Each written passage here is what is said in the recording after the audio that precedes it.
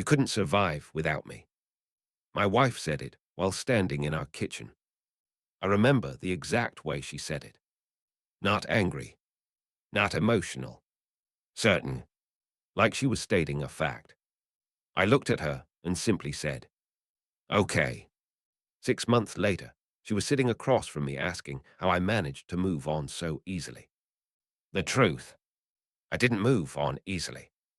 I just stopped letting someone convince me I was weaker than I really was. My name is Ryan. I'm 37 years old. At the time all this happened, I'd been married to my wife, Lauren, for almost 8 years. When we first met, she was one of the most supportive people I'd ever known. Confident, driven, funny. She pushed me to take risks, encouraged me to start my own business, believed in me when most people didn't. That's one of the reasons what happened later took me so long to recognize. Because people don't usually become different overnight. Sometimes they change so slowly that you don't notice until years have passed. When Lauren and I got married, I was working as an operations manager. Good job, good income, predictable future. 3 years into our marriage, I started my own consulting business. The first year was rough. The second year was better. By the third year, things were finally becoming stable. But during those difficult years, something shifted inside Lauren. At first, it was subtle. Small comments, little jokes, nothing serious. At least that's what I told myself. Whenever a bill arrived unexpectedly, she'd say, "Good thing one of us has a real paycheck." Then she'd laugh. Whenever business was slow, she'd say, "Maybe entrepreneurship isn't for everyone." Then she'd smile. The comments weren't aggressive. They were dismissive. Just enough to sting. Not enough to start a fight.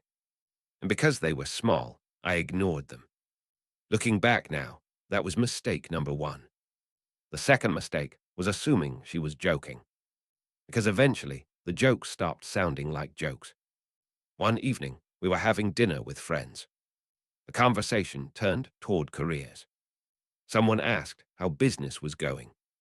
Before I could answer, Lauren smiled and said, "We're all hoping Ryan figures it out eventually." Everyone laughed, including me. What else was I supposed to do? Correct her in front of everyone? Make things awkward? So I smiled, changed the subject, and pretended it didn't bother me. But it did. A lot. A few months later, another red flag appeared. Lauren started making decisions without discussing them. Nothing huge at first. Purchases, weekend plans, family commitments, small things, then larger things. One afternoon, I discovered she'd committed us to helping her sister move across the state. An entire weekend. Without asking me. When I mentioned it, she rolled her eyes. "You'll manage." That phrase became another favorite. You'll manage. You'll figure it out. Stop being dramatic. Every concern I raised somehow became evidence that I was difficult. Not because my concerns were unreasonable, because they were inconvenient. Then came her friend, Melissa. Every story like this seems to have one person who constantly makes things worse.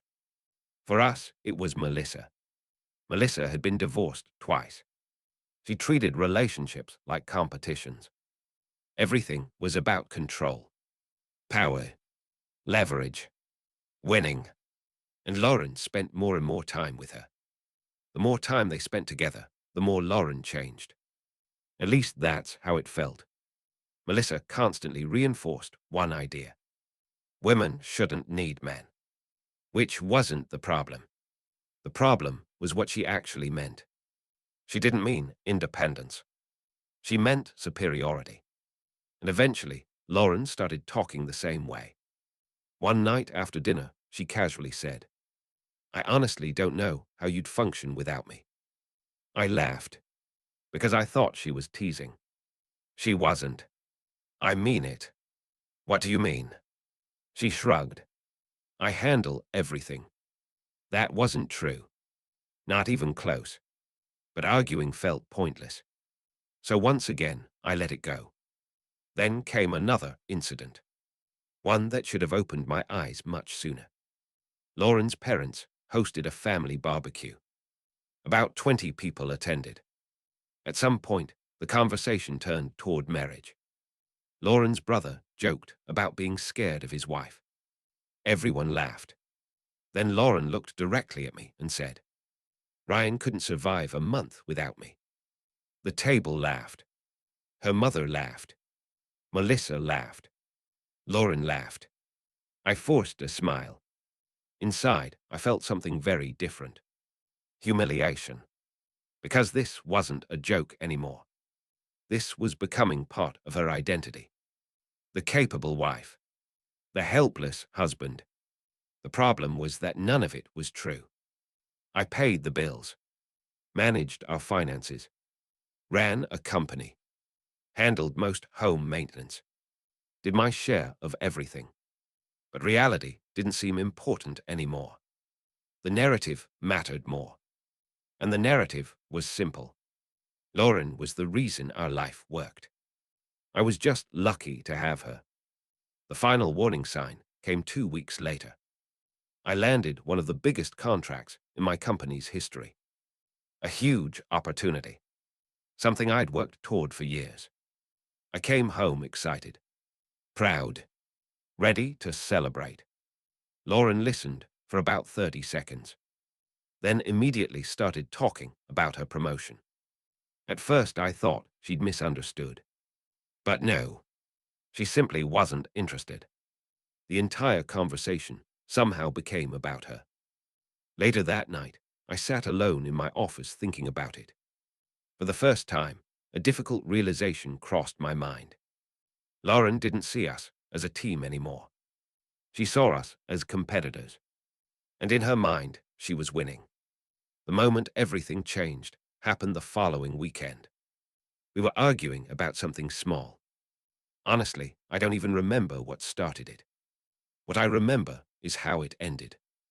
Lauren crossed her arms, looked directly at me, and said, "Let's be honest, Ryan. You couldn't survive without me." Then she added the sentence that stayed with me for months. "If you don't like it, prove me wrong." I stared at her. For several seconds, neither of us spoke. Then I quietly nodded. Because, for the first time, I was starting to think maybe I should. After Lauren told me to prove her wrong, something shifted inside me. Not immediately. Not dramatically. I didn't pack a bag. I didn't threaten divorce. I didn't sleep on the couch. I simply stopped arguing. For years, I'd been trying to convince her that we were partners.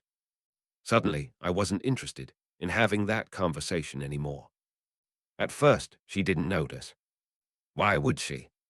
People rarely notice when someone begins pulling away emotionally, especially when they're used to being the center of every discussion. The following week, I focused on work. The new contract required a lot of attention. Long hours, client meetings, hiring additional staff.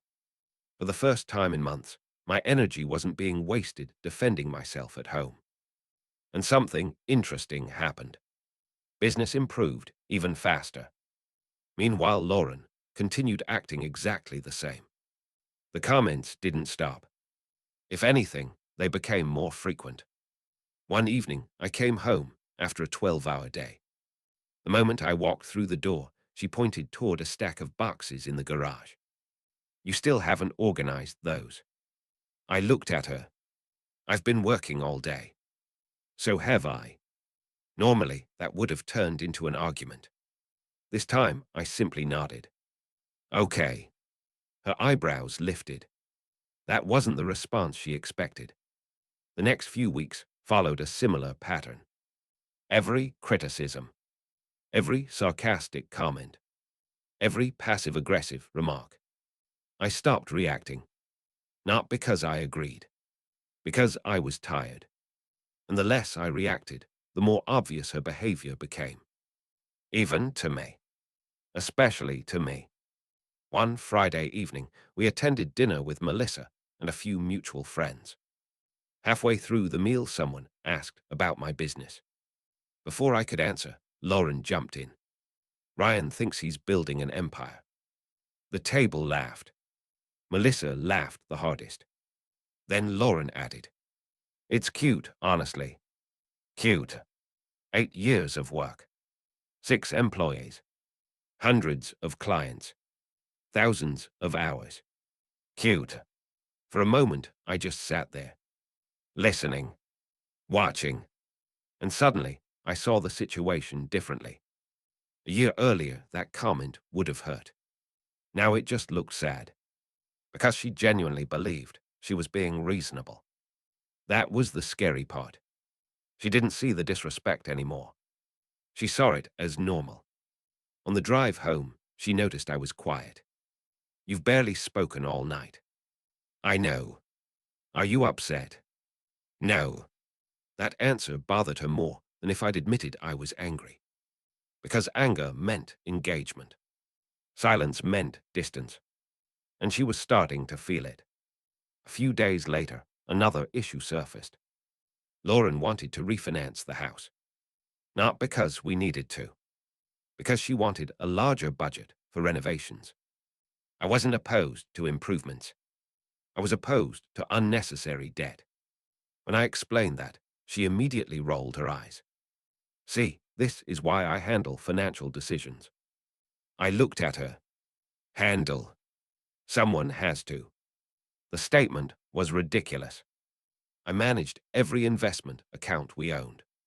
Handled taxes. Built our savings plan. Tracked every major expense. Lauren knew that. Facts weren't the issue. Narrative was. And in her narrative, she was the responsible one. I was the burden. The conversation ended the way they all did, with her dismissing my concerns, and me walking away. Then came the discovery. The moment I realized the issue wasn't isolated incidents. It was a pattern, a serious one. A few weeks later, I was organizing paperwork for tax season. While reviewing our financial records, I noticed several large purchases. Designer bags, jewelry, weekend trips. Nothing illegal. Nothing secret. Just expensive. Far more expensive than I realized. When I asked about them, Lauren immediately became defensive. "Are you auditing me now?" "I'm asking a question. You never trust me." There it was. The same strategy. Deflect. Blame. Attack. Avoid. The actual issue disappeared immediately. The conversation became about my attitude. Not her spending. Not accountability. My attitude. That night, I sat in my office for nearly an hour. Thinking. Reviewing. Connecting dots. And that's when I finally understood something. The problem wasn't that Lauren believed she was better than me. The problem was that she needed to. Her confidence depended on it. Every joke. Every comparison. Every insult. Every dismissal. They all served the same purpose. Maintaining a story. A story where she was carrying me. A story where she was responsible for our success. A story where I couldn't function without her. The truth would have threatened that story. And people protect stories they depend on, even when those stories aren't real. The next month brought another major contract. The biggest in company history.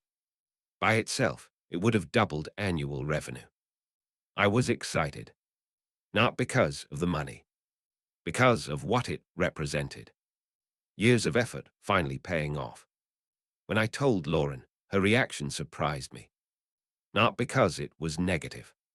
Because it was indifferent. She barely looked up from her phone. "That's nice. That's nice." Nothing else. No excitement. No congratulations. No questions. Just 2 words. And somehow those 2 words hurt more than the insults. because they revealed something important. She wasn't rooting for me anymore. At some point, she had stopped wanting me to succeed. Success would contradict the version of me she'd spent years describing. A few nights later, everything finally came to a head. We were discussing finances again. Another argument. Another criticism. Another conversation where she treated me like an employee instead of a husband. Then she said something that changed everything. Something she couldn't take back. You'd be completely lost without me. I stayed quiet. She kept going. I handle everything important. Still quiet. Honestly, you should be grateful. That was the moment. Not because it was the worst thing she'd ever said. The second I said, okay, Lauren's confidence disappeared. Not completely. Just enough for me to notice. For years, every disagreement had followed the same script. She'd criticize me. I'd defend myself. She'd double down. I'd try to explain. Eventually, we'd both calm down. Nothing changed. This time, the script broke. And when the script broke, so did the illusion she had been living in. The next morning, Lauren acted like nothing had happened. She made coffee, answered emails, talked about weekend plans. Normal behavior. But every few minutes, she'd glance at me, like she was waiting for something.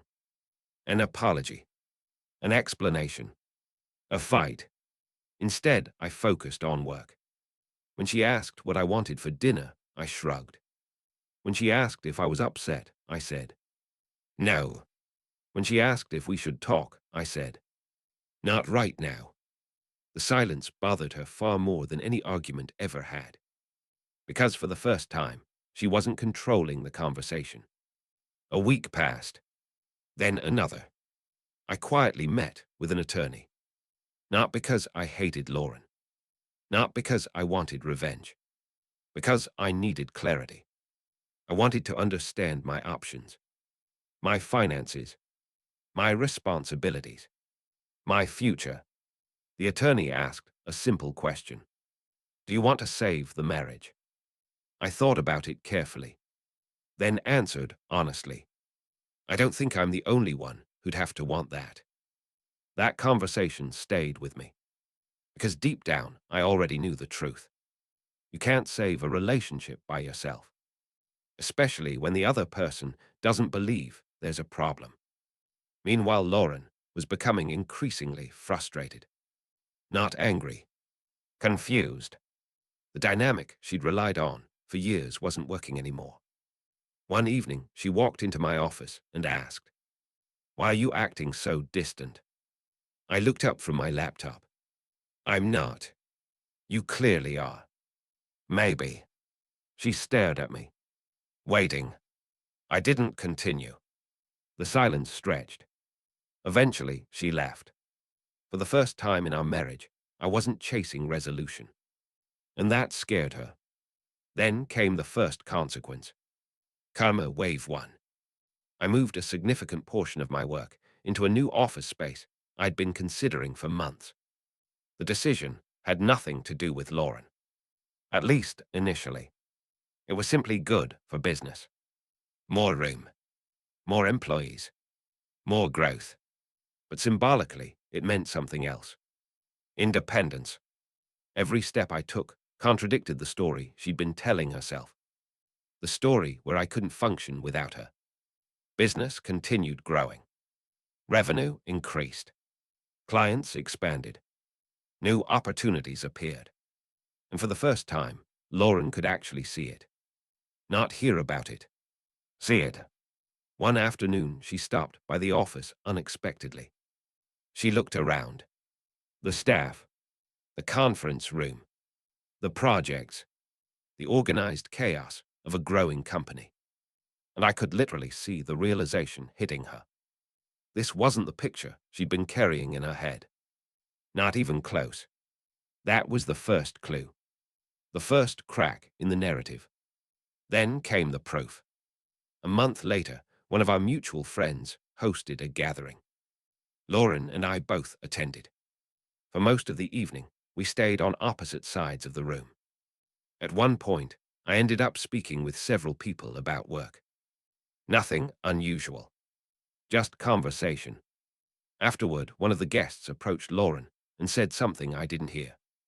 But I saw her reaction. Confusion, then discomfort. Later, I learned what happened. The guest had complimented my business, talked about its reputation, mentioned how impressed he was. Lauren didn't know how to respond, because she'd spent years telling people a very different story, and reality was beginning to challenge it. Then came the witness. The moment everything became impossible to ignore. A few weeks later, Lauren's sister called me. We'd always gotten along reasonably well. During the conversation, she said something unexpected. You know, Lauren talks about you like you're incapable. I stayed silent. She continued. But honestly, you've always been the stable one. That single sentence hit harder than I expected, because it confirmed something I'd slowly started realizing. Other people could see it too. Not everyone believed Lauren's version of events. Some had simply stayed quiet. The witness led to confirmation, and confirmation led to consequences.